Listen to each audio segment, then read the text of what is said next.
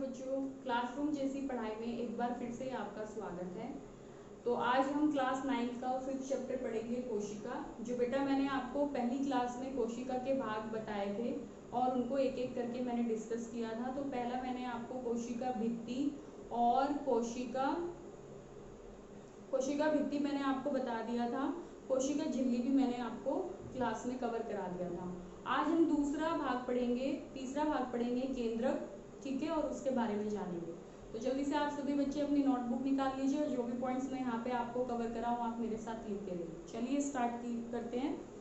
चलिए, केंद्रक।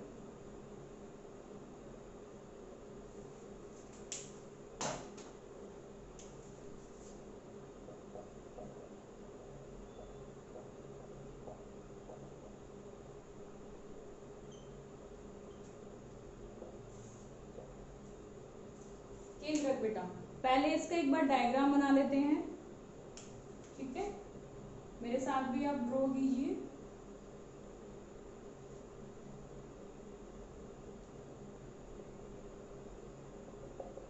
मैं एक सिंपल डायग्राम बना रही हूँ क्योंकि और आपकी बुक में भी, एनसीईआरटी की बुक में भी डायग्राम दिया हुआ है बेटा, आप वहां से उसको बना लेना। लेकिन मैं यहाँ पर जस्ट आपको समझाने के लिए बना रही हूँ कि केंद्रक क्या है, ठीक है। तो ये क्या है बेटा, मैंने बताया ये आपको केंद्रक है, ठीक है। देखते हैं इसमें,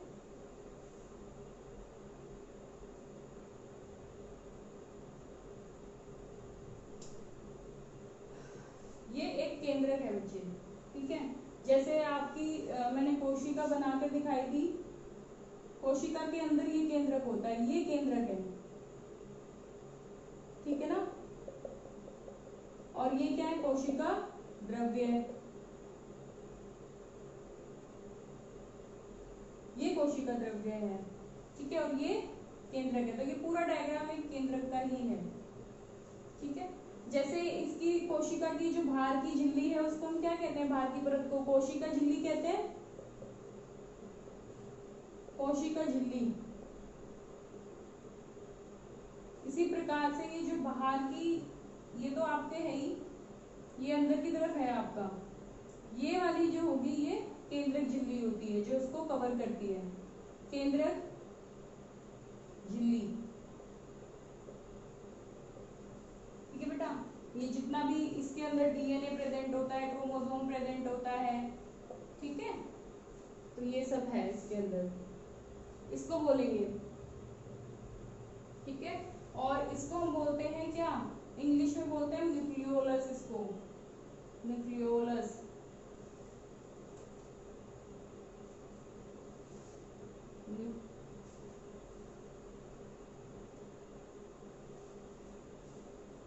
न्यूक्लियोलस, ठीक है बच्चे। तो ये पूरा न्यूक्लियोलस है, तो इसमें केंद्रक झिल्ली भी होती है क्योंकि ये तो पूरा केंद्रक बन गया ना यहाँ पर। इसको आप डबल लेयर में भी बना सकते हैं, इसमें राइबोसोम्स भी प्रेजेंट होते हैं। तो आपकी बुक में दिया होगा ये डायग्राम, आप जरूर एक बार देख लेना, एनसीईआरटी की बुक में दिया हुआ है, ठीक है बच्चे। इसमें छोटे छोटे छोटे छोटे से ना ये राइबोसोम होते हैं, राइबोसोम, राइबोसोम, ठीक है। और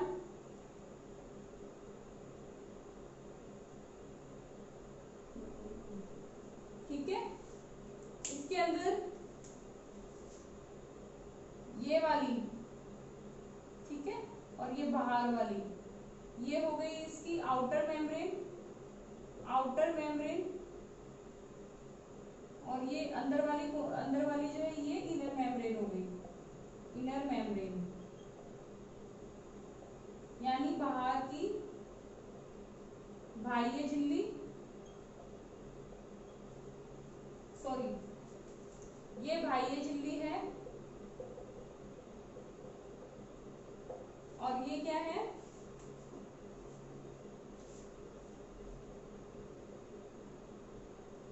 आंतरिक झिल्ली, ठीक है। अंदर और बाहर की झिल्ली है ये। और इसमें बहुत सारे आपके गुणसूत्र होते हैं इसी के अंदर, और यहाँ पर ये डीएनए और ये गुणसूत्र बनाए गए हैं, तो आपकी ना, और बेटा ये राइबोसोम है, इसी तरीके से इसमें जैसे यहाँ पे कोशिका द्रव्य है तो इसके अंदर ये केंद्रक द्रव्य पाए जाते हैं, केंद्रक द्रव्य, जैसे इसमें कोशिका द्रव्य, इसमें केंद्रक द्रव्य होता है। ठीक है, तो ये पूरा डायग्राम आपका केंद्रक का है। आई बात समझ में? चलिए, और इसमें ना बेटा न्यूक्लियर पोर भी होते हैं, ठीक है, होल होते हैं इसके अंदर, क्योंकि ये बीच में जगह छुटी हुई होती है तो उसको हम न्यूक्लियर पोर बोल देते हैं, न्यूक्लियर पोर। ठीक है,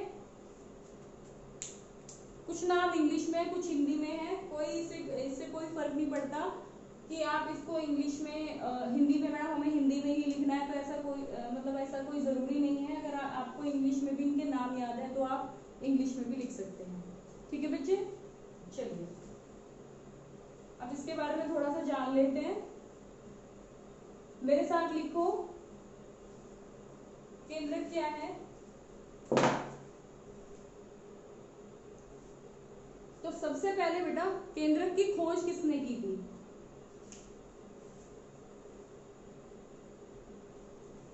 इसकी खोज की थी 1831 में रॉबर्ट ब्राउन ने।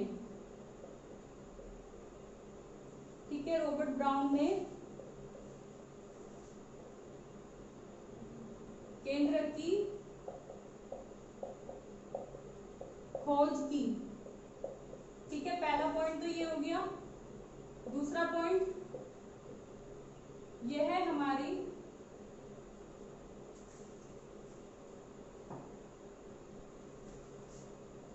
कोशिका का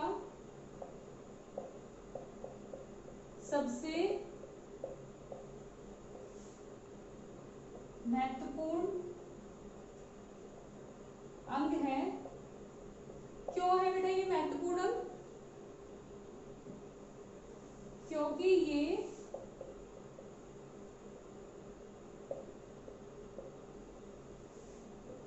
सभी कोशिकाओं की क्रियाओं को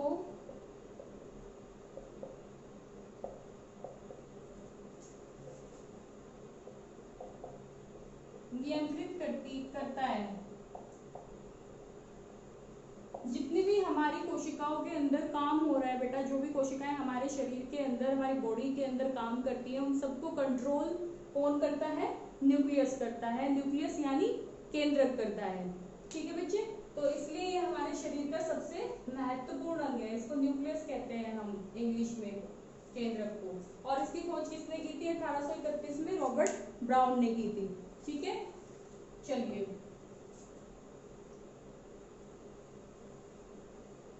रॉबर्ट ब्राउन ने इसकी खोज की।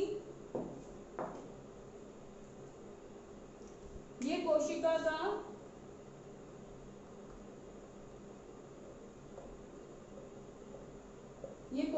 का केंद्र कहलाता है। इसको हम बोल सकते हैं इंग्लिश में head of the quarter, head of the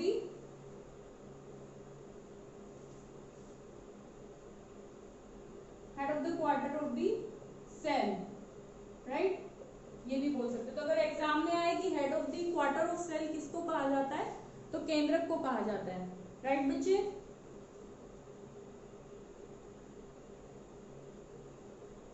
इसमें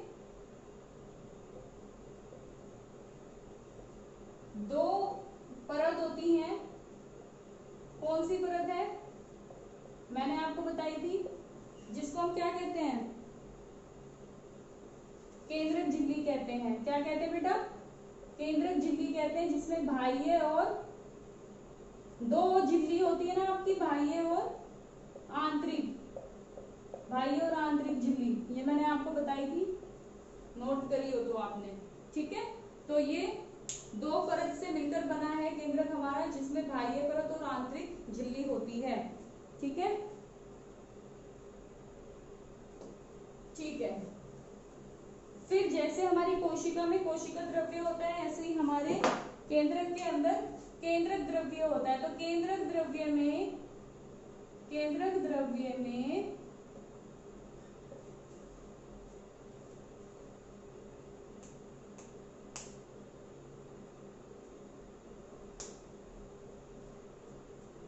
केंद्रक द्रव्य में बेटा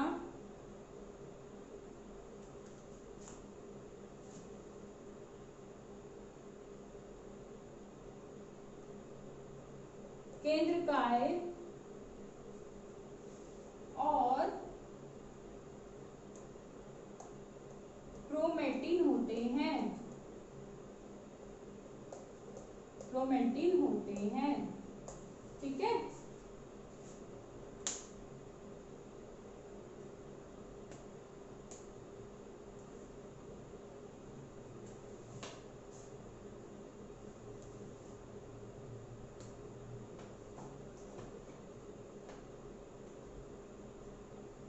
ठीक है बच्चे, लिख लो उसको। और एक है लास्ट में,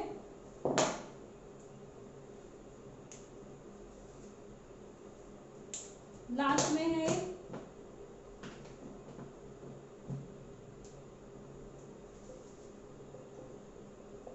क्रोमोसोम और क्रोमेटिन डीएनए से बने होते हैं, बने होते हैं। ठीक है, क्रोमोसोम और क्रोमेटिन जो हमारे केंद्रक में मिलते हैं वो डीएनए से बने होते हैं।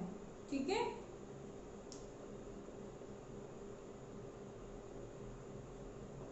ठीक है, तो क्रोमोसोम और क्रोमेटिन जो हमारे केंद्रक में होते हैं वो डीएनए से बने होते हैं।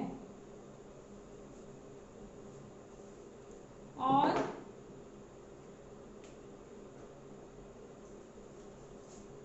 क्रोमोसोम और क्रोमेटिन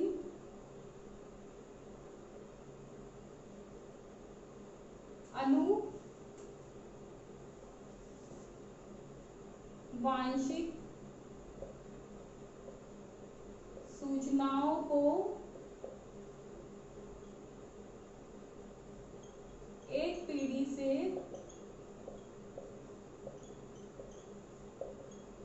दूसरी पीढ़ी में भेजते हैं। ठीक है, तो केंद्रक हमारी आनुवांशिक सूचनाओं को एक पीढ़ी से दूसरी पीढ़ी में ले जाने में मदद करता है और डीएनए की बुनियादी और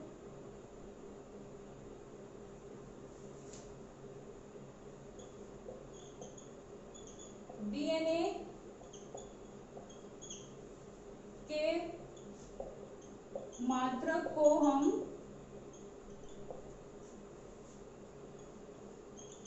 जीन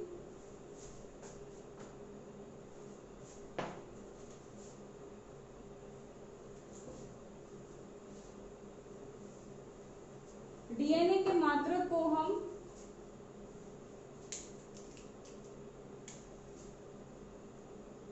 जीन कहते हैं, जो इसका एक बुनियादी काम है डीएनए का।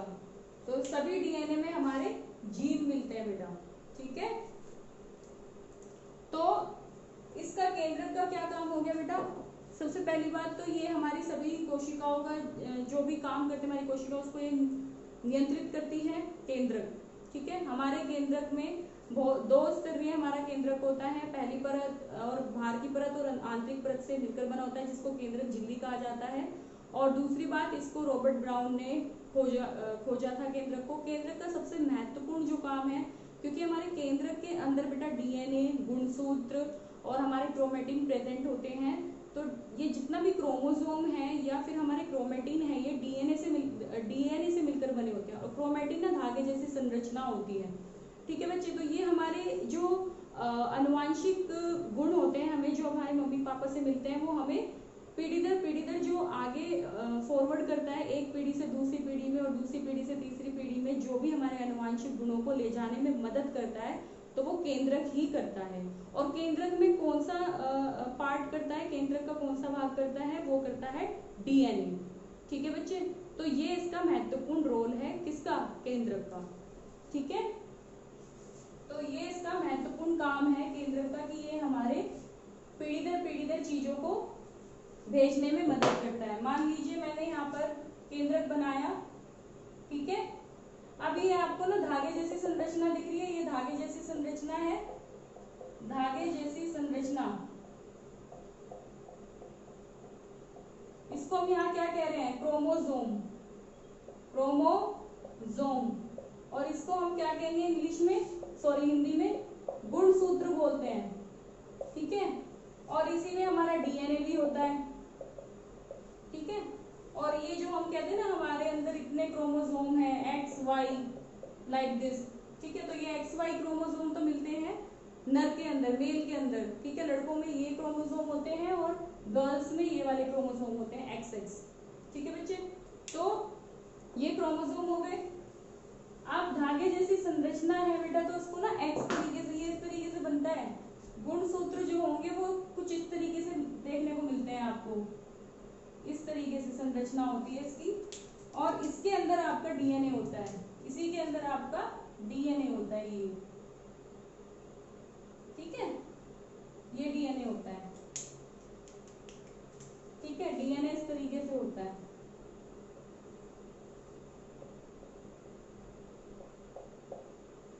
ये डीएनए है, डबल हेलिक्स स्ट्रक्चर इसको बोलते हैं। और ये क्या है आपका क्रोमोसोम, जो हमारे धागे जैसी संरचना, इसको हम बोलते हैं माइक्रोस्कोप में धागे जैसे लगते हैं ये, लेकिन इसी में आपका डीएनए है। और डीएनए में हमारे क्रोमेटिन, क्योंकि क्रोमेटिन और जो क्रोमोसोम है वो दोनों हमारे किससे मिलकर बने हैं, वो किससे मिलते हैं, ये बनते हैं डीएनए से बनते हैं, इसी में डीएनए है आपका बेटा।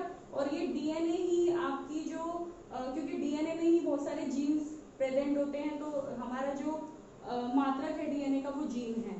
तो ये महत्वपूर्ण महत्वपूर्ण काम करते हैं केंद्रक के अंदर की, ये हमारे अनुवांशिक गुणों को जो हमारे मम्मी पापा से हमें मिले हैं और हमें जो कैरेक्टर्स मिले हैं, हमें जो उनसे गुण मिले हैं, वो गुण हमारे बच्चों में जाएंगे और फिर हमारे बच्चों के गुण उनके बच्चों में जाएंगे।